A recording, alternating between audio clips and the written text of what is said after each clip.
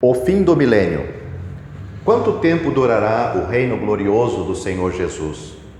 Em 1 Coríntios, capítulo 15, versículos 24 a 28, nos é dito que subsistirá até o fim do tempo e o princípio da eternidade. Em Apocalipse, capítulo 20, nos diz que será de 1000 anos. Muitos são da opinião que o número 1000 deve ser considerado como um símbolo. Não o creio, mas, ainda que fosse assim, o milênio compreenderá, em todo caso, um tempo determinado por Deus, por conseguinte, não será infinito. Como temos visto, sobre a terra habitarão maus e bons. Não podemos falar propriamente de crentes, visto que no milênio não se exige fé num Salvador ausente e rejeitado. Então, trata-se unicamente de aceitar o Filho do Homem, vindo em glória, cujo poder é sentido e reconhecido por cada um. Evangelho de João, capítulo 20, versículo 29. Mas isto não quer dizer que o poder e a glória manifestados levem todos os homens a aceitar o Senhor Jesus. O coração humano é completamente mau. O homem também terá de nascer de novo para poder servir a Deus. Evangelho de João, capítulo 3, versículos 3 a 6. Porém, os que são nascidos de novo não poderão mostrar publicamente a sua fé confessando o Senhor Jesus rejeitado e participando dos seus sofrimentos. Em contrapartida, todo o pecado manifesto será imediatamente punido com a morte, de modo que será vantajoso para os incrédulos servir ao Senhor, embora com hipocrisia. Portanto, Deus permitirá, no fim, uma grande prova para que seja manifestado o estado do coração de cada um. Em Isaías, capítulo 24, versículos 21 a 23, está profetizado que, ao mesmo tempo que o Senhor julga os reis da terra, fará o mesmo com o diabo e os seus anjos. Estes são os exércitos sublime do alto. Confira com Efésios capítulo 6, versículo 12. O versículo 22 diz que serão amontoados como presos numa masmorra. Em seguida, começará o reino glorioso da paz. Versículo 23. Os pormenores deste acontecimento não se encontram no Velho Testamento, mas sim em Apocalipse capítulo 12, capítulo 19 e capítulo 20. No capítulo 12, vemos que o diabo é lançado do céu. No capítulo 20, versículos 1 a 3, ele é amarrado e lançado no abismo. O abismo é, no Apocalipse, o lugar onde está preso o maligno. Apocalipse capítulo 9, versículos 1 a 11. No fim do milênio, Deus o soltará por um pouco de tempo só na terra, mas não no céu. Apocalipse capítulo 20, versículos 3 e 7. É então que se verifica quem nasceu verdadeiramente de novo e quem se sujeitou com hipocrisia. Estes últimos, de boa vontade, prestam ouvidos à chamada do diabo para a subversão. Para fazer uma prova perfeita, o Senhor Jesus retira, aparentemente, por um pouco de tempo, o seu poder. De outra maneira, não seria possível que os maus se reunissem, cercando o arraial dos santos e a cidade amada. Mas, assim que o perigo tiver produzido a separação entre os nascidos de novo e os que não o são, descerá fogo do céu, o qual consumirá estes últimos. As nações aqui são mencionadas por nomes simbólicos, Gog e Magog, são nomes do grande inimigo de Israel, de que se fala nos capítulos 38 e 39 do livro de Ezequiel. Sem dúvida, Ezequiel fala do grande inimigo que é destruído antes do milênio, enquanto que no capítulo 20 do Apocalipse se descreve a rebelião no fim deste reino. Em Ezequiel, trata-se das duas nações de uma parte do mundo, a coligação dos povos do Nordeste, ao passo que, no capítulo 20 do Apocalipse, se fala das nações dos 4 cantos da terra. Em Ezequiel, Gog é uma pessoa que é a cabeça do território de Magog, enquanto que no Apocalipse os dois nomes aparecem um ao lado do outro, sem mais nada. Assim, vemos que o capítulo 20 do Apocalipse não pode ser confundido com o capítulo 38 e 39 de Ezequiel. Em Apocalipse 20, temos a última grande rebelião contra Deus, dirigida novamente contra Israel e a cidade de Jerusalém. Grandes massas de homens vêm dos quatro cantos da terra, sob o comando direto de Satanás, procuram conseguir o que o seu grande predecessor, o chefe russo, intentou 1000 anos antes e, aparentemente, saem-se bem. Porém, desceu o fogo do céu e os devorou. São mortos todos os que mostram não ter vida de Deus. E assim, como sucedeu na luta de Apocalipse, capítulo 19, em que os chefes russos foram presos e lançados vivos no lago de fogo, também neste caso acontecerá a mesma coisa. O diabo é lançado no lago de fogo e enxofre, preparado para ele desde há muito tempo. Neste momento, vive na terra somente os nascidos de novo, e nos sepulcros estão os incrédulos. Os crentes, desde Abel até o arrebatamento da igreja, foram ressuscitados na vinda do Senhor. Em Apocalipse 4, vemos-los exemplificado nos 24 anciãos vestidos de roupas brancas e com coroas de ouro, assentados sobre o trono no céu. No capítulo 19, vem com o Senhor do céu. Em Apocalipse capítulo 20, versículo 4, nos são apresentados, assentados sobre tronos, e foi-lhes dado o poder de julgar. Nos versículos seguintes, nos são apresentados os crentes que foram mortos depois do arrebatamento da igreja. Deles se diz, e viveram e reinarão com Cristo durante 1000 anos, em contraste com o versículo 5, onde é dito que os outros mortos não reviveram, até que os 1000 anos se acabaram. Em seguida, afirma-se que esta é a primeira ressurreição, é claro que são crentes ressuscitados. Não conheço nenhuma passagem da Escritura que dê motivo para pensar que os nascidos de novo hão de morrer durante o milênio. Pelo contrário, passagens como Isaías, capítulo 65, indicam-nos que não morrerão. Isto é compreensível. Satanás estará preso e Cristo reinará com justiça. Aquele que tem o império da morte estará ausente e aquele que tem o império da vida presente. No momento em que tem lugar o último julgamento dos vivos, segundo Apocalipse capítulo 20, há também santos vivendo na terra. Quanto aos crentes, até o último que tiver morrido, estes são ressuscitados no princípio do milênio. Isto já havia sido profetizado por Isaías. Aniquilará a morte para sempre, bem como por Paulo, tragada foi a morte na vitória. Isaías capítulo 25, versículo 8 e 1 Coríntios capítulo 15, versículo 54. Mas a corrupção não herdará a incorrupção, antes que os santos que viverem então no mundo possam entrar na glória da nova terra, terão primeiramente que ser transformados. Pertencem a Cristo, possuem a sua vida, serão transformados à sua imagem. 1 Coríntios capítulo 15. É verdade que as Escrituras não nos diz quando terá lugar precisamente este acontecimento, mas, segundo o sentido geral da Escritura, acerca do que ocorre no momento em que será introduzido a plena glória, 1 Coríntios capítulo 14, versículos 47 a 53, isto acontecerá quando terminar o milênio, porém, antes que sejam revelados o novo céu e a nova terra, com os seus bem-aventurados habitantes. Assim, no fim do milênio, todos os incrédulos estarão mortos e todos os santos que morreram já ressuscitados. Logo, se fala de mortos, estes são somente os incrédulos.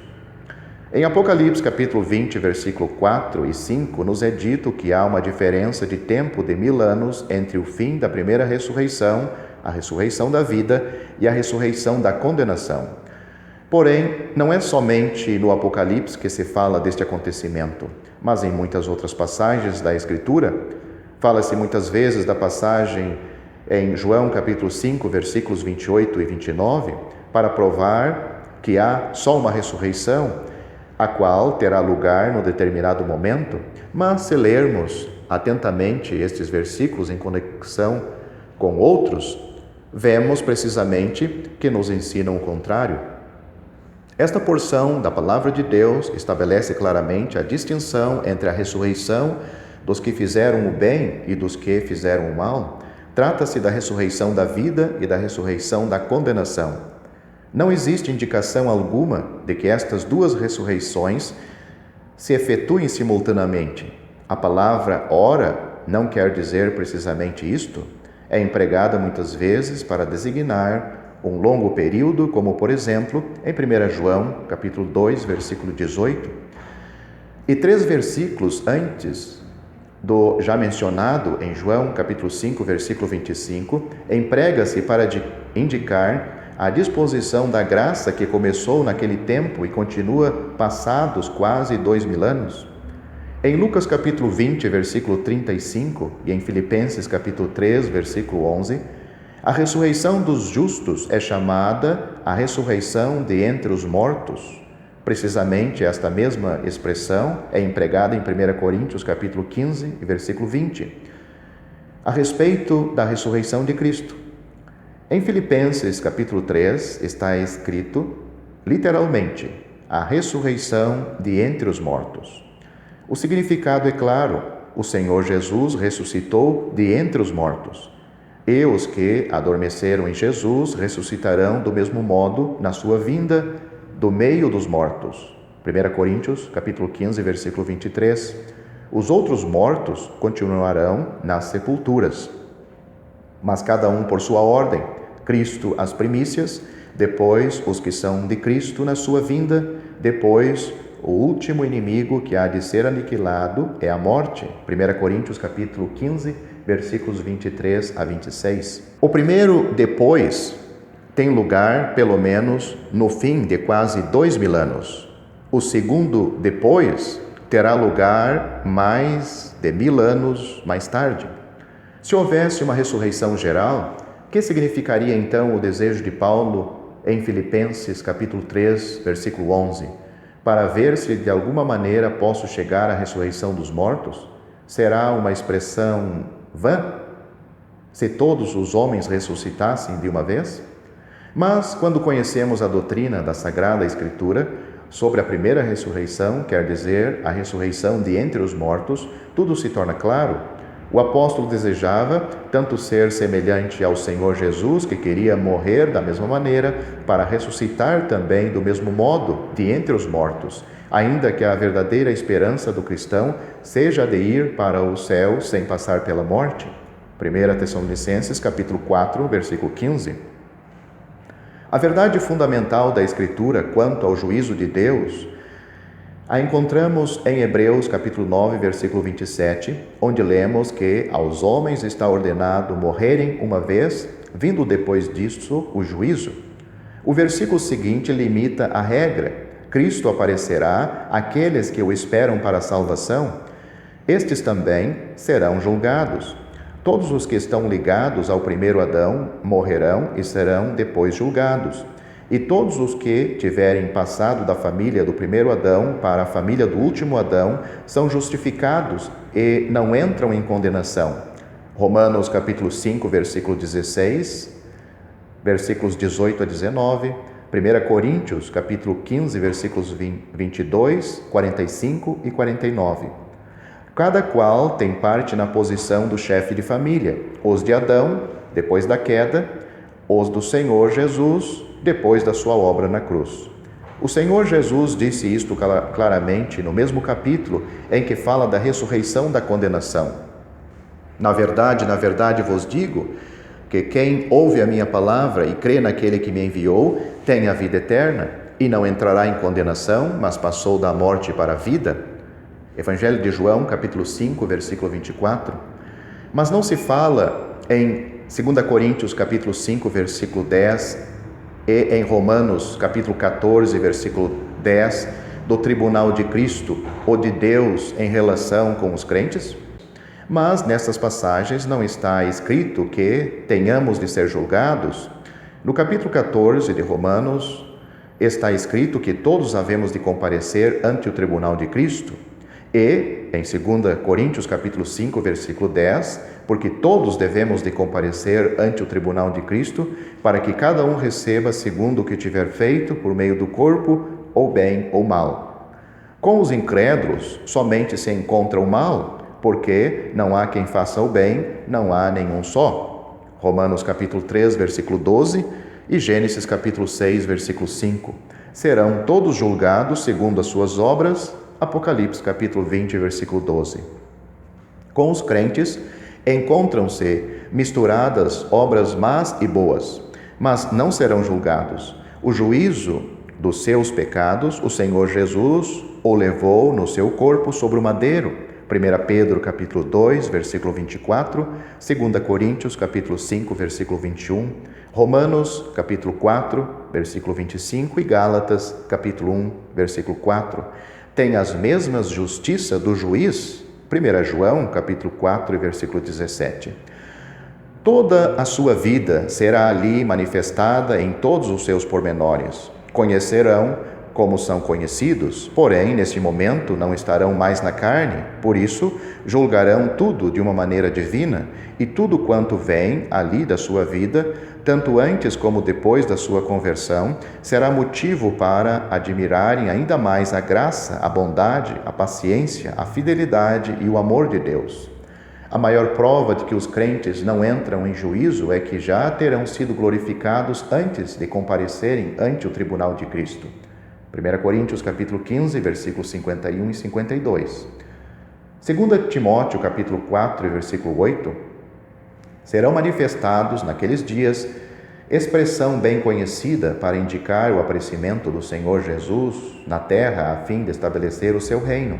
Neste momento, já há algum tempo que estão no céu.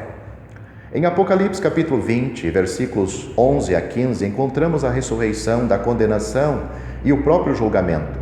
O trono não está na terra, a terra e o céu fogem da presença daquele que está sentado sobre o trono, e não se achou lugar para eles. Os mortos estão diante do trono. Como temos visto, trata-se de todos os incrédulos, desde a criação até o fim. Não se encontram crentes entre eles. Quem é aquele que está sentado no trono? O Senhor Jesus nos dá a resposta no Evangelho de João, capítulo 5, versículos 21 a 23.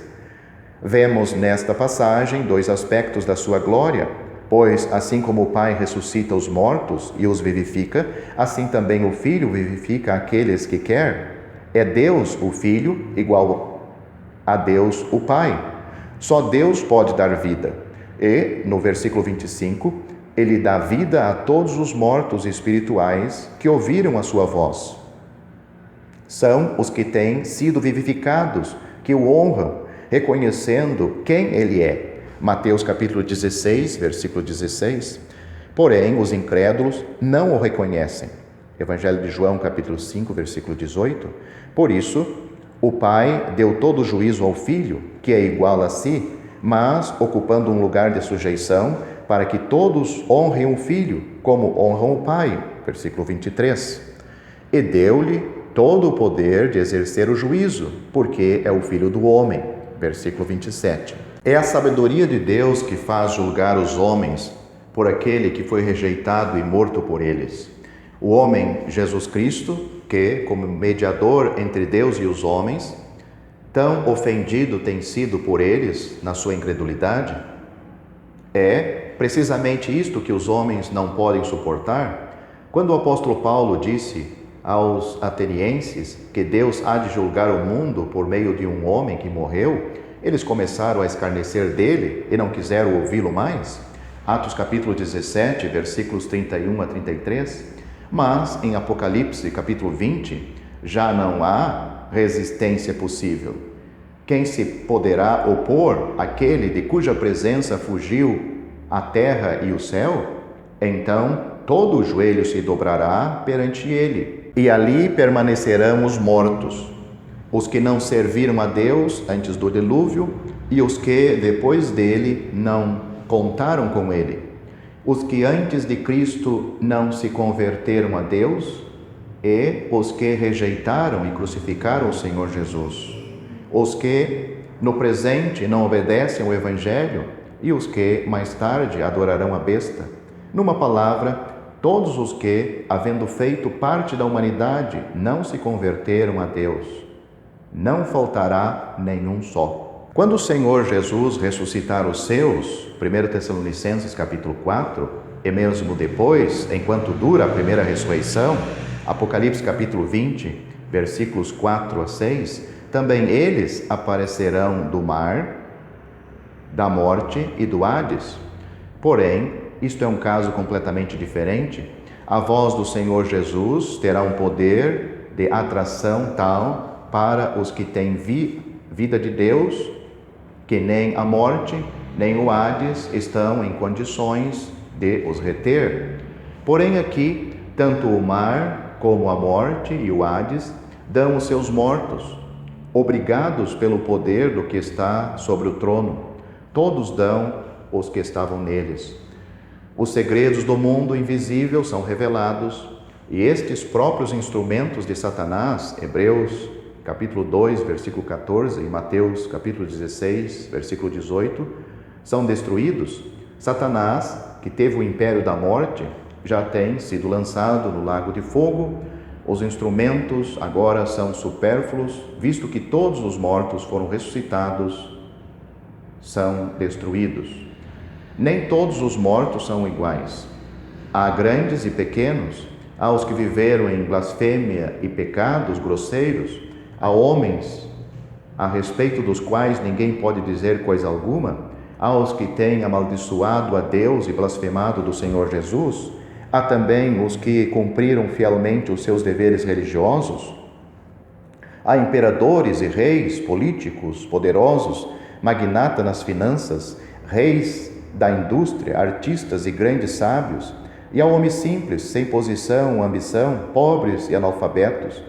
Mas nenhum deles, durante a sua vida na terra, fez caso da palavra do Senhor e, por isso, vêm ao juízo. São julgados segundo as suas obras. Quem quer que seja, a sentença pronunciada é sempre a mesma. Foi lançado no lago de fogo.